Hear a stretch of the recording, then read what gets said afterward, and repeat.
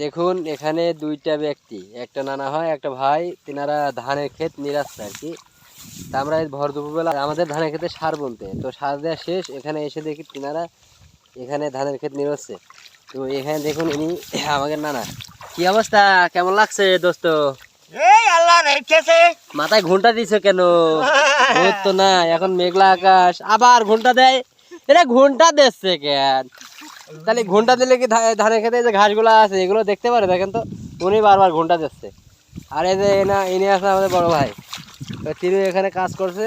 তো আমরা এখন বাড়ি যাওয়ার মুহূর্তে দেখছি এখানে আছে তেনারা, তো আপনাদের মাঝে তুলে ধরলাম। তো সবাই ভালো থাকবেন, সুস্থ থাকবেন। এই যে এখানে খেতে দেখেন প্রচুর পরিমাণে ঘাস হয়েছে, এই ঘাসগুলো নিরাইয়া দিচ্ছে আর কি। এই যে ঘাস দেখা যায় ধান গাছের নিচে আর কি, ধান গাছের নিচে এই যে ঘাসগুলো দেখে দেখছে। লাগবে ভালো, লাগবে ভালো। বিড়ি পড়ে গিয়েছে, বিড়ি করে হতে বিড়ি পড়ে নিয়ে উপরে আছে, এদের উপরে বিড়ি আছে, আমি দেখছি উপরে আছে। এই দেখেন বিড়ি, বিড়ি জ্বালায় বাঁচে না, বিড়ি প্রচুর বিড়ি খাই লোক, দিনে মানে 2 প্যাকেট বিড়ি লাগে। তো এক প্যাকেটে কয়টা থাকে? 25টা বিড়ি থাকে, দিনে 2 প্যাকেট, তাহলে আপনি হিসেব করেন 50টি বিড়ি লাগে তার।